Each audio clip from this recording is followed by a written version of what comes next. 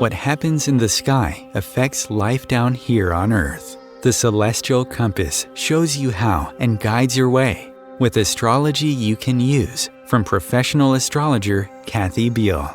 Every episode features her light-hearted, practical forecasts and navigational tips, blended with humor, optimism, and a love of patterns, symbolism, and pop culture references. Kathy translates technicalities into concepts that apply to real life. You'll learn how the current moment ties to where we've been, from the recent past to cycles that last happened years ago, and get a look at where we're heading. And much more, from special topics to special guests. The Celestial Compass, enlightening, entertaining, and empowering. Here's your host, Kathy Beal. Greetings, Earthlings. I'm Kathy Beal. Welcome to Celestial Compass.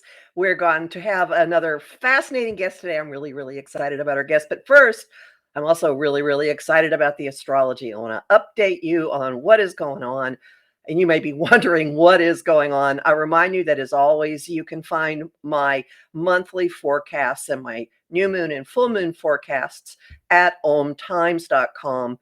And all of my forecasts, which include a weekly 7 to 11 minute spoken one, are at my site, empowermentunlimited.net, and my YouTube channel, Professional Aquarian. Yeah, I got a branding issue. So what? Okay, so where we are right now is, as we're recording this on September 15th, as we're broadcasting, we're in between the fall eclipses. We're in between a total lunar eclipse that happened on September 7th and the second Virgo new moon of the year, which is a solar eclipse at the very end of that sign on the 21st, just before the equinox. These events are not very short-term events. They're going to play out into next spring. And the solar eclipse in particular is going to be resonating when the sun moves into Libra and begins the next season. So all the stuff that's going on then will continue to be an issue. We have enormous volatility going on and tremendous amounts of information flying around. This is the case for the rest of the month. And you may wonder if you're crazy. You may hit information overload. And the way out, if you hit that point, is to get quiet and find your own connection to spirit. You may need to go outside. For some people, that helps. Play some music, finger paint, I don't care what. But get to a point where you can hear what is your own still voice, and very likely your response is not going to be something that your brain comes up with. Logic is not what is steering this, but an innate, impassioned energy that will simply come rising out of you. Know that we're moving into a time when there will be a big push to get to the bottom of a lot of things. This is individually as well as collectively. We're in a period when existing power structures are going to be confronted, attacked, challenged, and in many cases topple. We've already seen a number of governments falling just in the last week or so. So just know that it's kind of nuts out there. Pick your battles, gravitate to places of safety. And as I have repeatedly been urging for months now, taking care of yourself is a priority. It is a priority to regroup, to recharge, to find your place of calm, and to connect with people who are like-hearted people, not light-hearted, but like-hearted, and who make you feel like you're happy to be alive. Gravitate to those areas, gravitate to those communities. We are building the safety net for what will ultimately come next. And our guest is a font of common sense information and advice about things that are going on. I am really happy to be talking to Danielle Egnew, who is a psychic, a podcaster, a musician, a filmmaker, a general badass, fascinating woman. I'm so glad you're here. We both know Andy Brewer, and a bunch of you guys out there know him. So welcome, welcome. Thank you, Kathy. And yes, Andy Brewer, the original badass. He's awesome. The original badass. He's badass. It's so great to be here. And I was loving your forecast because I do a lot of angelic translation for people. And Right. I've been hearing the same thing, but not from an astrological perspective. And I've got to tell you this. I always tell people, Kathy, I always tell them, I am not an astrologer. These angels will paraphrase. I am not an astrologer. Seek an actual astrologer. However, here's what the energies appear to be doing. So that was really fascinating to hear all that. And isn't it always true that you can come at a situation from all kinds of modalities, and if the modality is clear, if you're doing it clearly, you get the same information no matter how you go about it. Oh, 100%. 100%. I have this dear friend in LA I haven't talked to for years, but she always said we're all reading from the same waterfall of information. So yes. I like that. These Isn't days that it's cool? a wind tunnel. These days it's a wind tunnel. Yeah, well, there is that. Yes. So I'd like to talk a little bit about your background. You have just a whole mess of clairs. Yeah. How did this develop? I mean, at what point when you were really young did it become clear to you that maybe you were navigating reality differently than other people? And was there one of the clairs that came to the fore early, or was it just a big jumble of knowing things? What a good question. Wow. Hold on while I engage my prefrontal cortex for that one. I'm like, wow. I didn't realize that I was interacting with the world differently than others until I was around 17 years old. Believe it or not. I thought we all could hear things and see things and we all knew things. I mean, if you can see the color brown, don't you just assume everybody else can see the color brown, right? So it didn't occur to me that my particular lens in the universe was any different than anybody else's. And the very short story on that was I was 17, recounting to my mother, my Italian mom, about meeting my great auntie Sylvia, who had immigrated here from Italy. So she was my mom's aunt. She was much older when I met her. And I was telling the story. I was about 2 years old. This is what she was wearing. This is what her house smelled like. This is what she looked like. And my mom just stared at me like, she goes, Auntie Sylvia died 2 years before you were born. And of course, I was 17. So I just thought my mom was just, stupid, right? Because I'm 17. So I'm just like, Mom, God, remember that time? Yeah. So I'm just laying out my mom about blah, blah, blah. This is what she looked like in her dress and how she talked, and Uncle Dominic in their kitchen. And my mom said, well, all that is true, but she died 2 years before you were born. And there weren't really any photos or anything of her in this particular dress, my mom recalled it. So then I started asking some old Italian relatives, did Auntie Sylvia die? They're like, yeah, she died in 67. You were born in 69. And I'm like, what is happening in my reality? And that's when I started putting things together.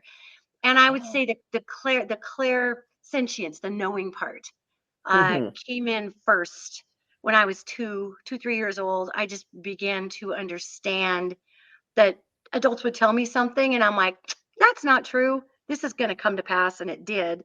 So probably the clairsentience came in first and then it all kind of came. So when you hit your late teens and you got this confirmation that you had picked up stuff that wasn't other people's view of reality, did you study anything? Did you try to hone any of this, or did you just go with your raw talents? I just didn't say anything about it. That's Okay. the honest truth. I was like, wow, okay. I would have these dreams, we all remember Operation Desert Storm back in the day. And I would have these bizarre precognitive dreams and wake up and say, Mom, I dreamt that this is way before George Bush was even president, George Bush, W. Bush. And I'd say things like, Mom, I dreamt that this guy who looked like Alfred E. Newman was president, and that's a mad magazine reference, and I could only remember his ears was all. I wasn't trying to be Oh, nasty. I just didn't have a reference for him. I'm like, and then we go to war in the Middle East, and we're looking for nuclear bombs and oil wells, and and I later understood what that dream was about. But I just thought I had weird, crazy dreams. I thought it was normal for nasty entities to wake you up in the middle of the night. And so I didn't say anything about it because my family was like really Catholic and evangelical Christian. And I'm like, okay. Mm, mm. hmm So, what was the process of gradually coming out in this regard? Everybody Oh, has a different story about it. well, I'll just be straight out with you. I wish mine was a little prettier. I wish Ah, mine was a little more high-minded. And, the mm, angel Gabriel came to me and said, Danielle, tell the world about you. It didn't happen like that. yeah, I was signed to record labels. I was a musician professionally. And for those of you that are still Pope Jane fans, thank you. We love you. And so when the music ended, then so does all your money and your career opportunities. hmm And it was about then I had a friend whose mom was very psychic, and this friend's mom asked me why I was not reading for people. And I was in my late 30s, right? And Oh, and I'm just about the time back in the day, I'm 56 mhm, now. So back in the day, that's when the music industry would kind of spit you out in your 30s if you were female. right. And so I looked at this person and I said, this woman who said this, and I'm like, oh, you can see me. I don't know about that, girl. I'm a rock star. Don't talk about that. But one thing led to another. I eventually started reading for people, and that was 25 years ago, and here I am. So it was really the ending of music officially as a career that opened up a doorway, and I wasn't the most gracious about it at first. I was kind of cranky about it because I really loved being a rock star. And I'm like, this is weird. Why am I telling people's fortunes? Don't people just know this stuff? This is weird. But I have a very different relationship with it now. That is clear. That is very, very clear. But do you see any bleed over from being a punk rocker to doing this? Ah, I, and I gotta say, all my punk rock friends are loving that you called me a punk rocker because they're like, go girl. We bleed over my songwriting. We were technically considered alt rock. Some people called us punk rock. We got called all kinds of things back in the day. Uh, my songwriting, I was writing about the end of days. I was writing about making peace with your spirit. I was writing about what if Jesus came back and we misunderstood Jesus, who was a homeless person, and we crapped on that homeless person, and then what do we have to do? And then the person in the song is yelling at Jesus about how angry they are about being alive. I had a lot of songs about the meaning of life. Why are we here? What are we actually doing? And during that period of time, I had label representatives and other people saying to me straight out, girl, they were like, can you just write a love song? Can you just Yeah. write a song that's just like, hey, baby, I love you, baby? And I'm like, no, this song is about past lives and our choice making and our timelines. And they're like, who listens to this? And I'm like, I don't know. But so that would be the bleed over that I would see in that period of time. And so at what point did the angelic communication come into this? And how did that happen? Or just was organically what you were It doing? always it always was, Kathy. It always was. These angels were always talking to me. That's not a thing. This is a thing. Don't worry about that. Hey, tell that person God is in a candle. I did that with my Auntie Jan when I was about 4. Didn't understand she was having a hard time. This angel that walked with her heart popped up with me, and we were both being quiet in my then living room, my parents, and this candle was lit. And her angel said, tell her God lives in a candle. And you're 4. So you're not like, what does that mean, angel? Right. You're just like, okay. So I just said, God wants you to know that God lives in a candle. Or this, I just thought it was God. I didn't know what it was. It was this angel. And my aunt looked at me and just started crying. And she said, who told you to say that? And I said, well, your angel did. And again, I didn't think this was weird because if I could see the angel, can't everybody see the angels? You're 4. So Well, I think a lot of kids see things that adults don't understand. Yeah, and it's for often sure. very inconvenient. So a Yeah, lot of yeah. people shut down, but it sounds like you kept going. I could not go. I mean, when I was doing music, I was very busy. We were touring, I was writing, we were recording. So you're busy, but it was still all happening always. And when the music portion came to an end, a wrap up professionally, I still do music all the time, but Sure. professionally, um, I guess the best way to put this is that there was this incredible uh, push, I guess, to be able to be at peace with what this was all about and to really come out as. Once I got over my little tantrum, my what do I do for a living tantrum, it really became almost like a mission to come out with this because I thought, God, how many other people are hiding from who they are and Mhm. what they are?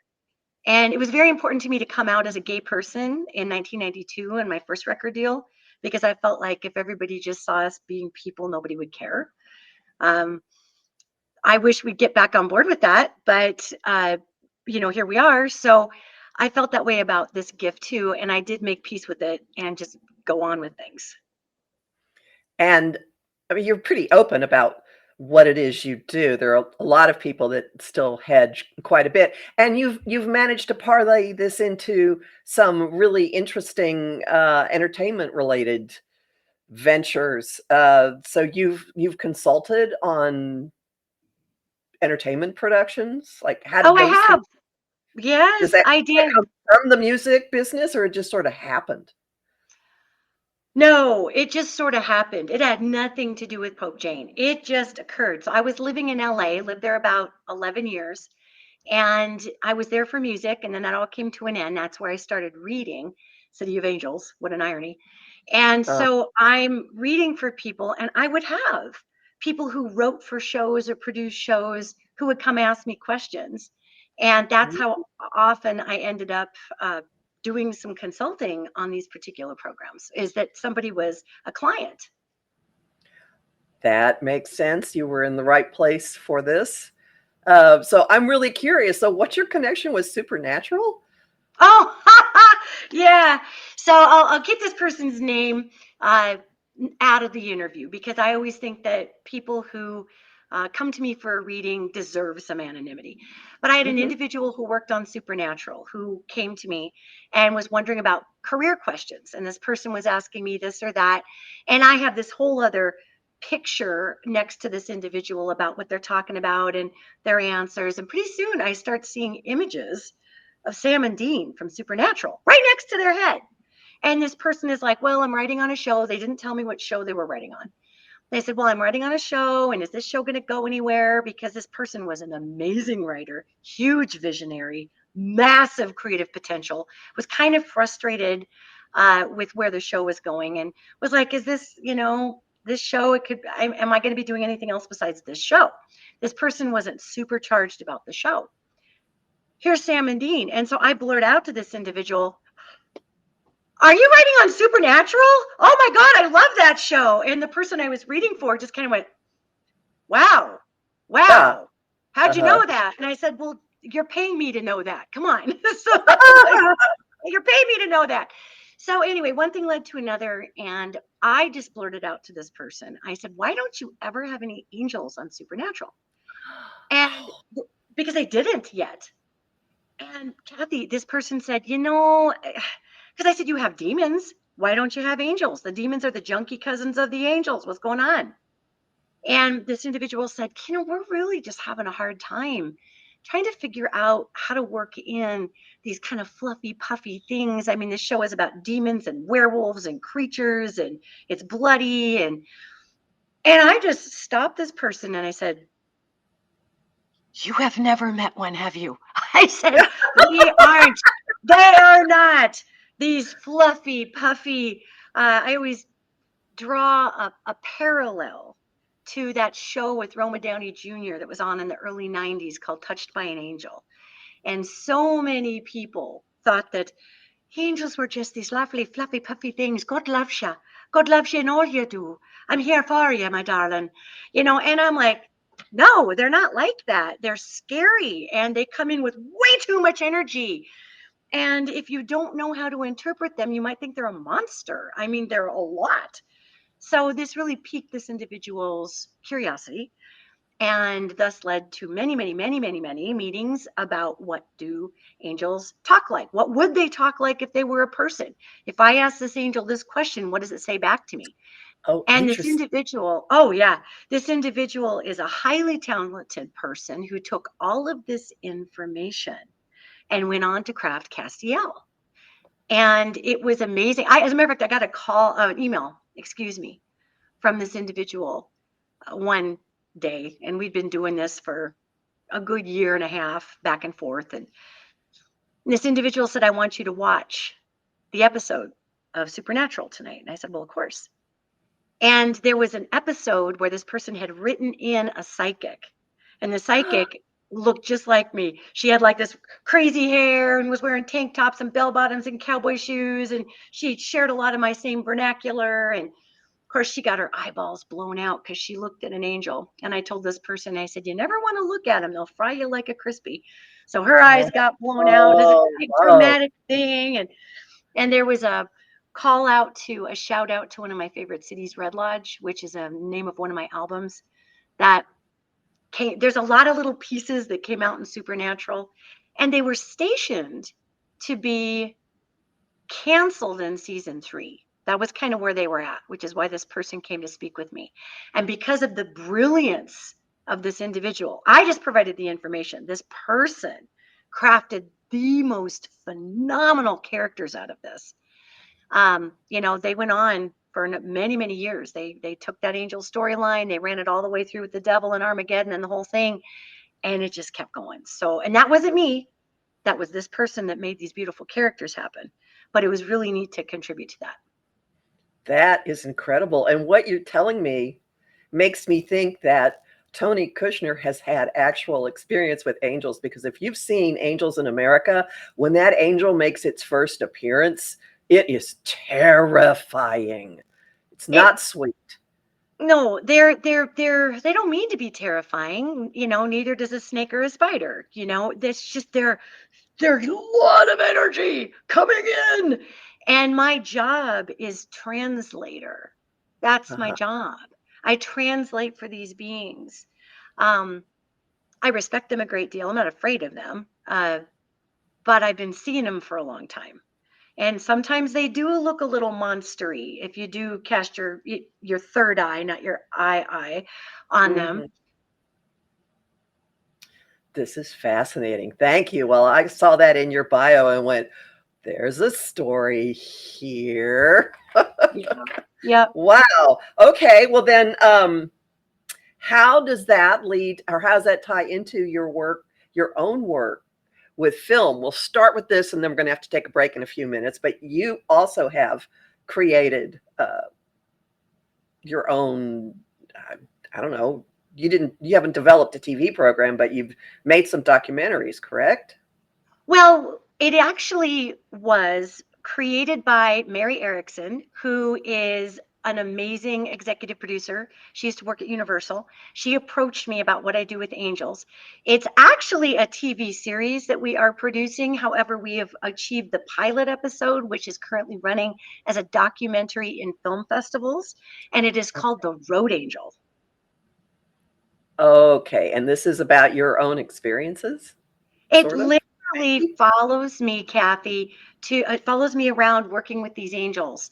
The TV series is following me to where I am called to work with differing angels and to work with different communities and people who might need help. And I generally have no idea why I'm there until I get there for a while.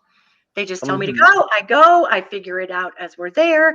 And that's what the TV crew or the camera crew captures. And the first episode, which is running as a documentary, can you give us anything about where it takes you? Because it's not like running in film festivals in every town right now, so it might be a while for people to get to see it. That's correct, girl. And the fact is that once we go through the festival circuit with it, then we will move on to other avenues of distribution. But we're respecting the festival circuit. They have lots of rules about where you can show it and not before then. But it's in Red Lodge, Montana. We shot it in one of my favorite mountain towns, which surprised the absolute flat living hell out of me. I'm like, why am I going to Red Lodge where I used to play and party? Why am I here? What am I helping Red Lodge figure out? I mean, they're booming compared to other Montana towns. And so the camera crew literally caught me saying, I have no idea why I'm here, but I'm working on it.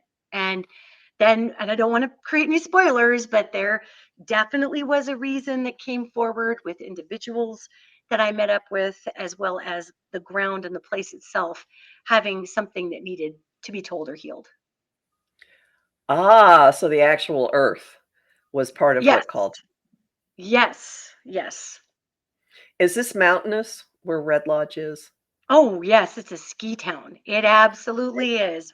Way to see that one, girl. Yes, it is mountainous. It is 26 minutes from where I live right now, Well, and it is beautiful. weren't they nice to you with that one for its convenience? Uh, Yeah, and I closer now was a whole 45 minutes before when I lived in Billings. Yes, yes. uh, years ago when I was doing a lot of food writing, there was somebody that had a chocolate company out of Red Lodge, chocolate sauces and stuff. I doubt they're still in business because what small business is still in business 15 years later? So, but I'd heard of it. I just didn't know anything about the town itself, and I figure other people watching didn't know either. So with this, we're going to take a break. Everybody hang out and we'll see where this goes when we come back. Om Times TV. Want help with your own celestial compass? Visit my site, empowermentunlimited.net, for Astro Insight forecasts for each week, month, and new and full moon. Want to explore the personal impact?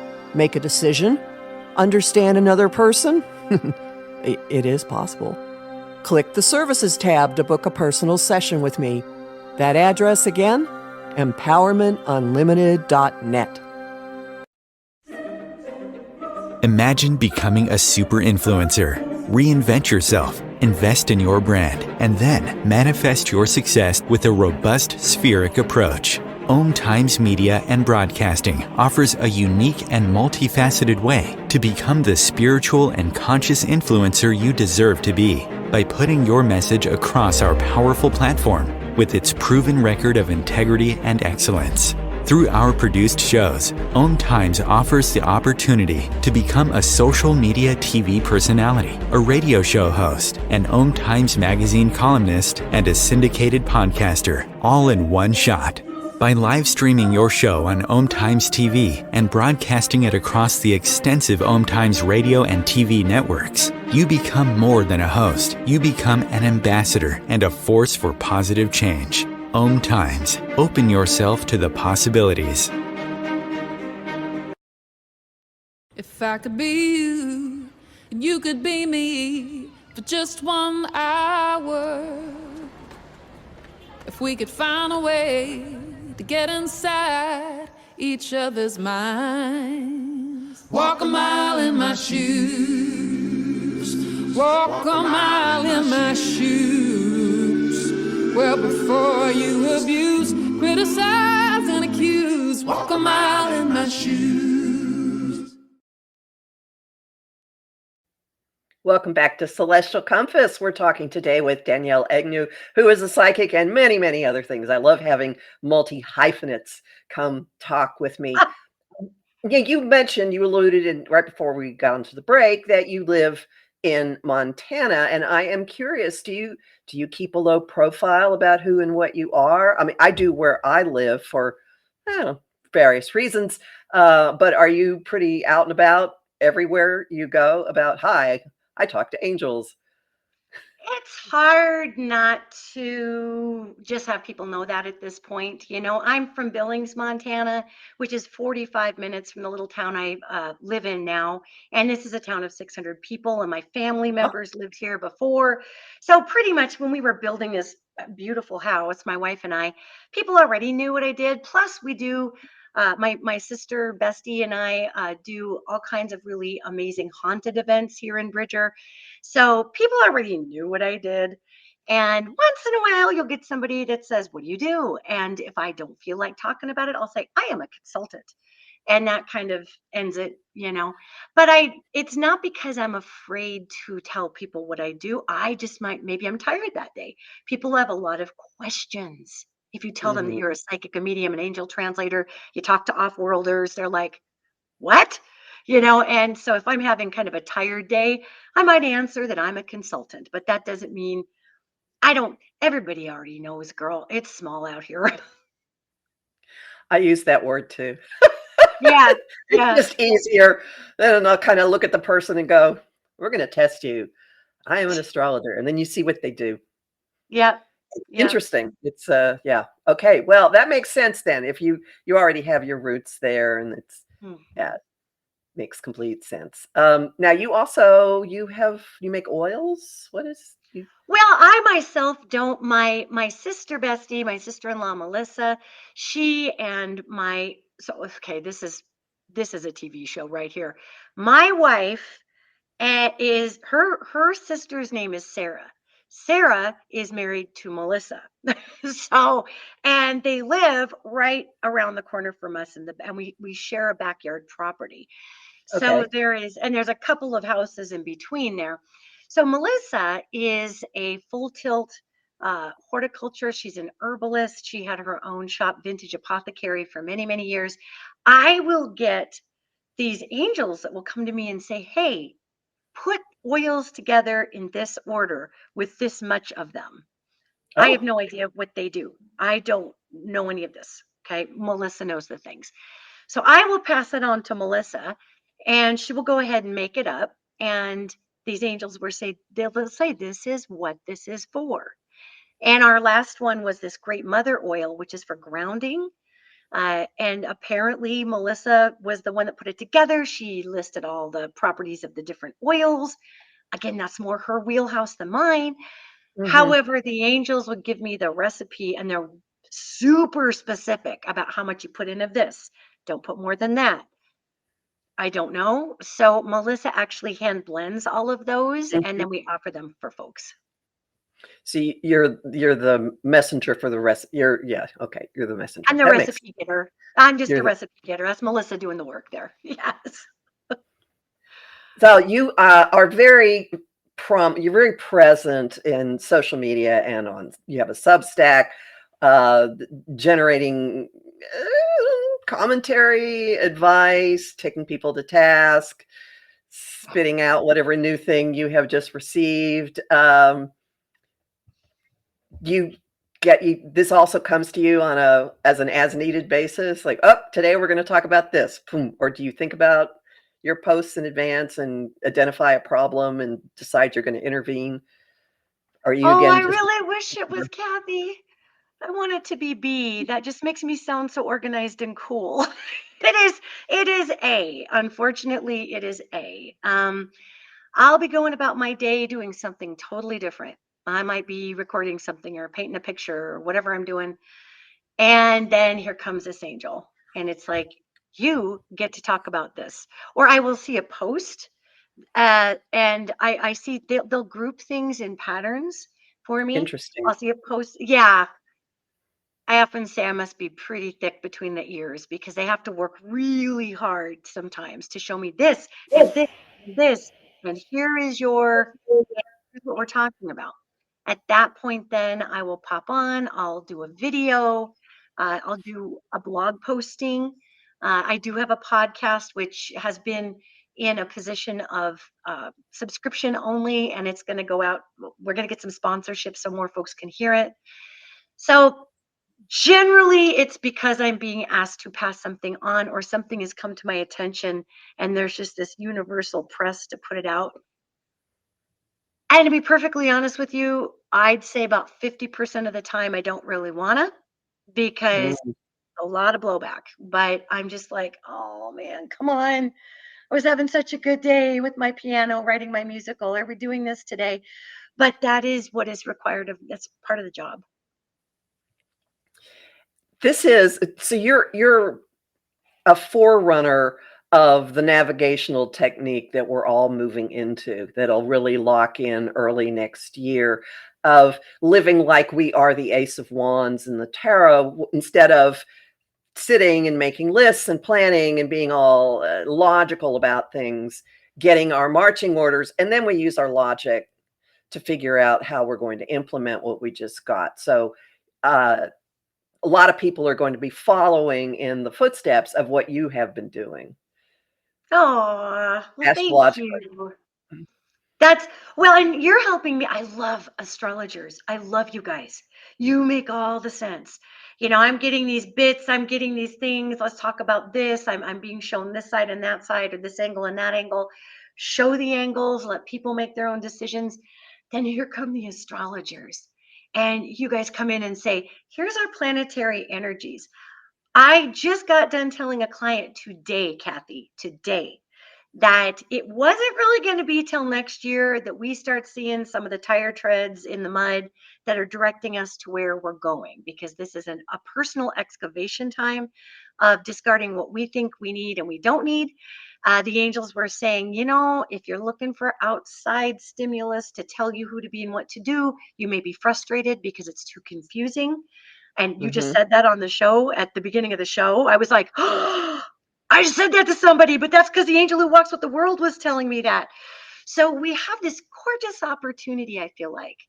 And I give a lot of credit to our astrologers who can break it down in a way that is a little more mappable in my mind than simply, well, this angel said this. They're always talking about the same stuff you guys are, though. And part of it is pattern recognition, and part of it is cycles. And so you can see when the cycles are recurring or when the next beat is in a particular process. That's the way I look at it. I don't speak for anybody else. I have my own way of doing things. I love it. I love it. So do you have any big picture observations to build on what you were just saying, that we're going through our own personal mud right now and things might become clearer on an individual level? Yes. And in fact, I'm even going to take my shirt off for this one because, oof, that just There we go. became a lot of information here. Oof. It's not just because I'm 56. I got hormones for that, people. Okay. So, no, this is energy. This is energy from that angelic realm. And I'm going to paraphrase these guys a little bit. That's my job. Right. And I would tell folks to calm down, calm, calm, calm, calm. There is a critical point that we are at in our choice making, at least in the United States. Now, I'm not going to speak for the whole world, about who we're going to choose to become. And if we say and do certain things, gang, you can't undo that. You just can't undo that.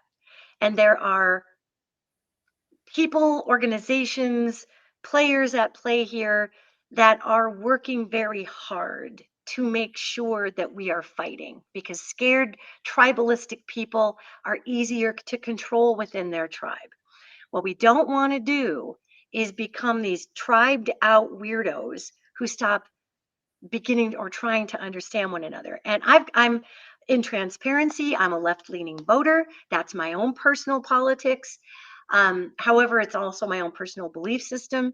That being said, I'm saying this so that people can't come back and say, oh, but she's a lefty, blah. I'm saying this because I'm receiving a lot of criticism from some of my own folks in my own school of thought, that I would say that we need to calm down and be able to hear one another to get through this period. There are people everywhere being triggered and sad and scared and wanting to say, that's it, that's enough. I'm not going to talk to you anymore. Screw you. The difficulty with that, gang, is that we're all still here tomorrow and the next day and the next day. Then what are you going to do? We're all sharing the earth. Then what are you going to do? What did your righteous indignance get you that day? Doesn't mean I'm going to give up what I believe is ethical or right to my heart.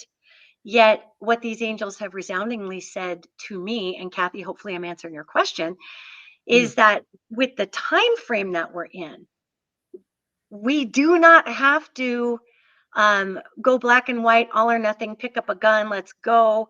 As a matter of fact, the pick up the gun stuff, that seems to be pushing a very separate agenda somewhere, that pushes the let's all fight and hate each other thing. And let's be careful with our words right now.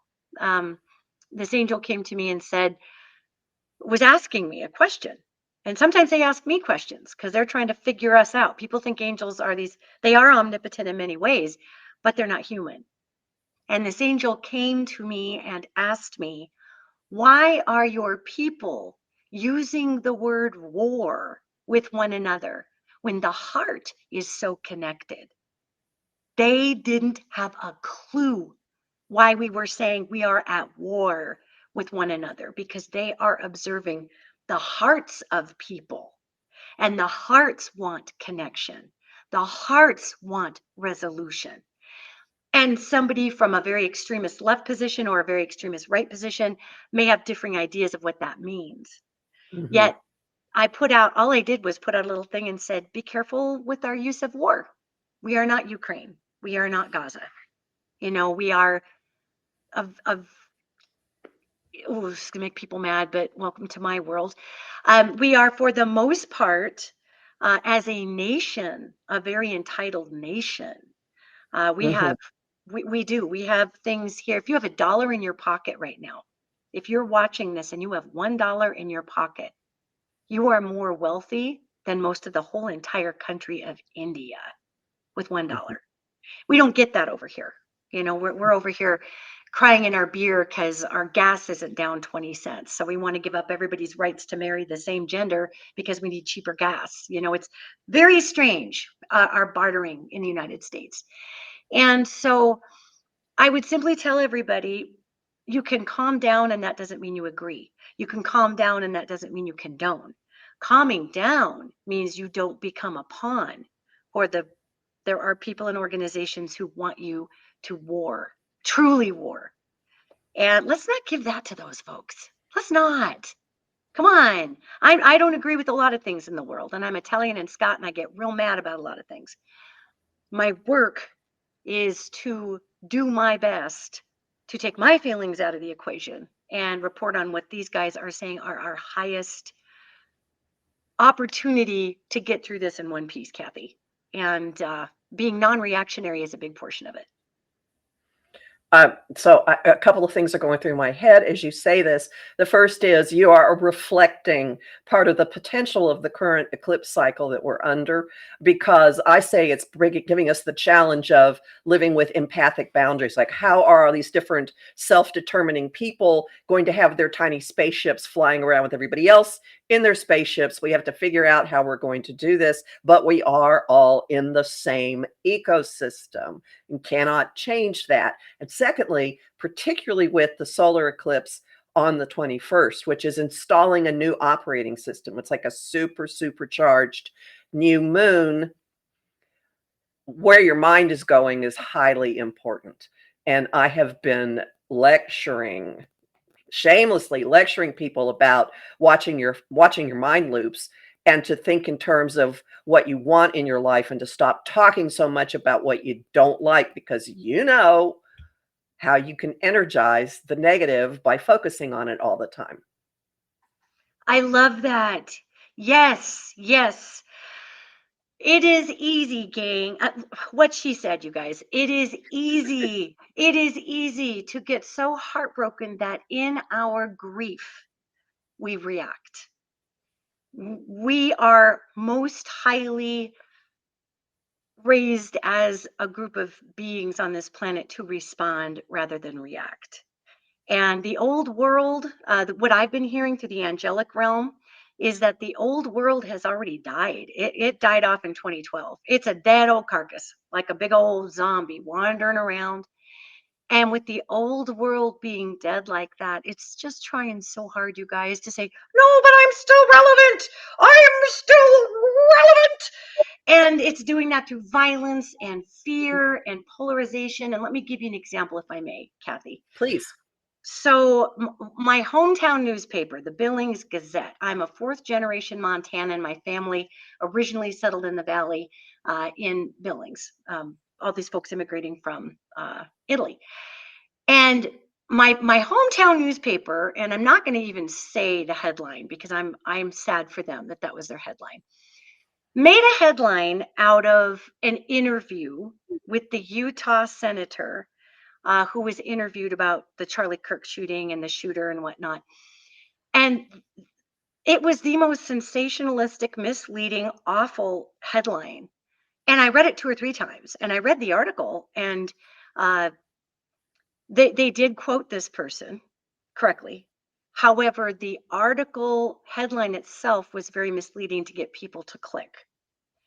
And so I would ask everybody, that's the old world, you guys. I was so sad. That beautiful paper has covered me, Pope Jane, a million times. I don't know what they're thinking, putting a headline like that up. It did not reflect the content of the article. And it made me sad. And so I would tell people, please watch what you are responding to. You know, don't read the title of the headline and go clickbait and get all mad and pass it around without reading the article. The new system that's coming in that you're referring to has been embedded here, and these angels talk about us actually embodying it. It's kind of like it landed, planted roots. It's been going a long time, and now it's going to come through us because the old world is no longer sustainable. With over 8 billion of us, you guys, we're 4 billion people over this planet's capacity. I don't know if people know that. So the folks who would really love us to kind of spin out and go crazy and kill each other off, and well, that just shares that means more resources for those that are here, right? So we just got to take a breath and respond. Do not react. Allow yourself to have grief.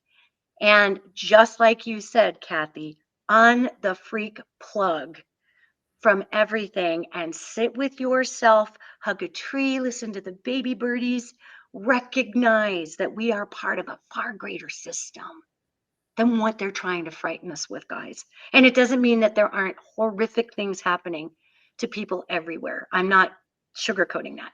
I'm saying if we're going to make it through it, we've got to do it in a different way. And that's what you're talking about, Kathy. And I think from what I've seen in a lot of your posts, you live this and embody this because you're living in, I mean, most people would have kind of a knee-jerk reaction to, okay, you're in Montana. Yeah, right. And yet here you are, married to a woman, and you make your living as an angel communicator and a psychic, and you seem enormously comfortable with who you are, and you're coexisting with fellow citizens who are very different than you.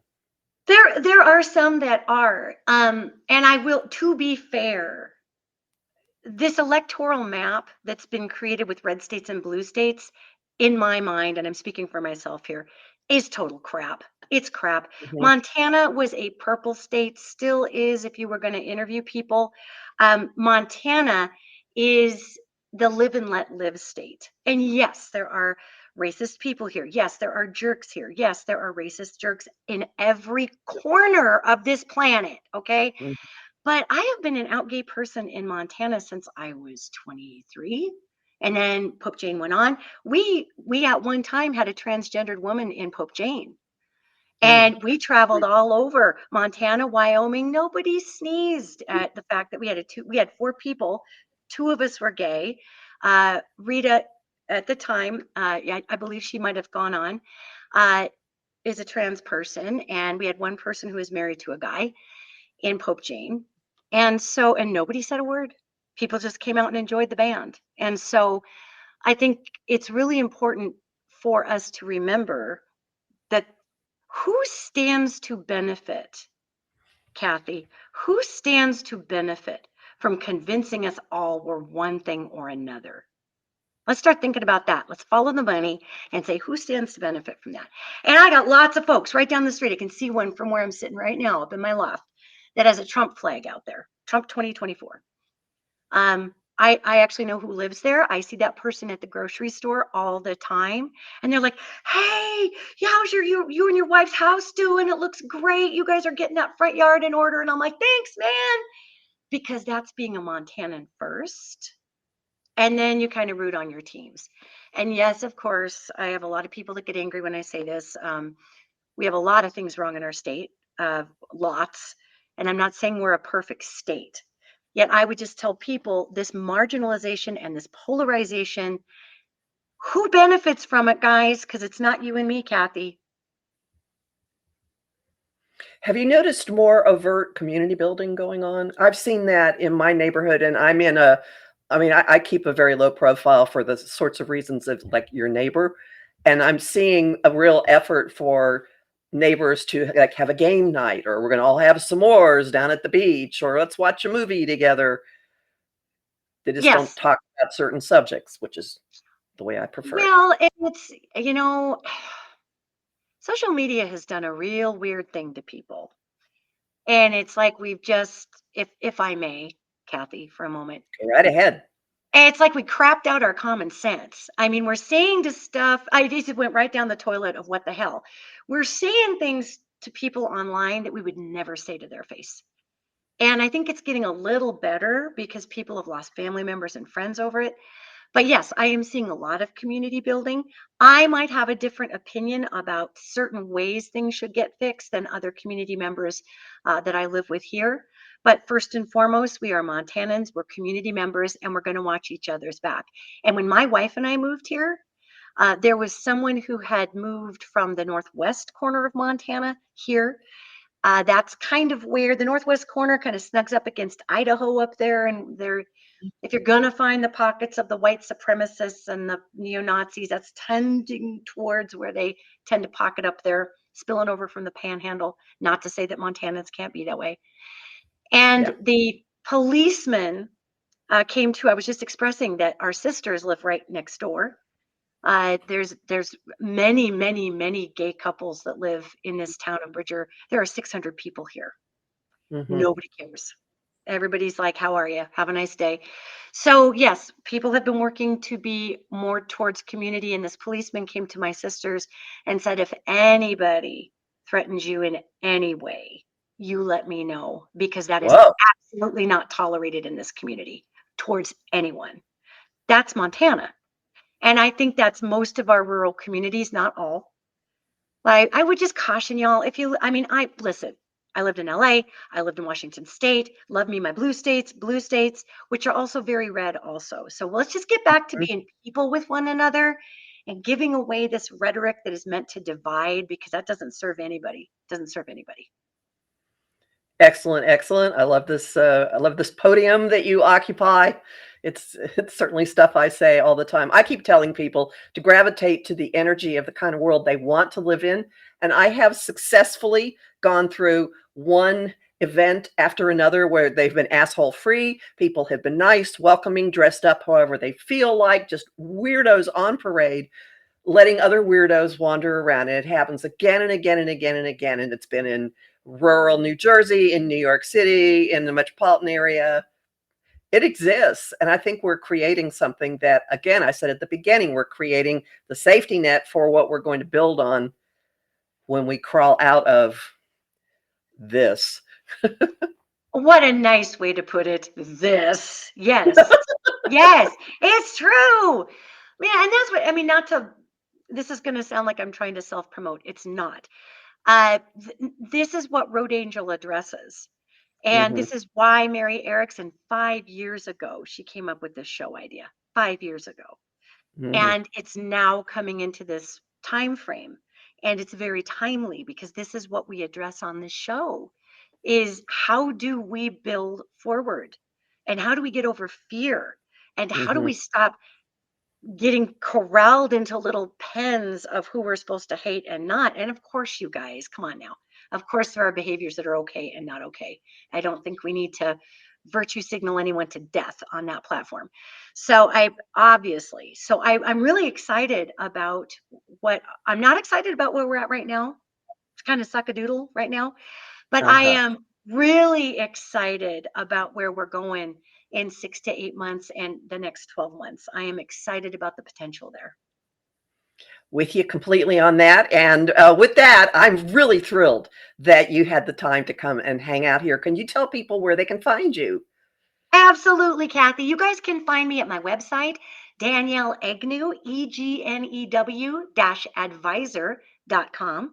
You can also find me at roadangeltv.com, and you can find me on Facebook, Instagram. I'm still hanging in on X. You can find me online, and I love to talk to you guys, so find me. And your Substack is?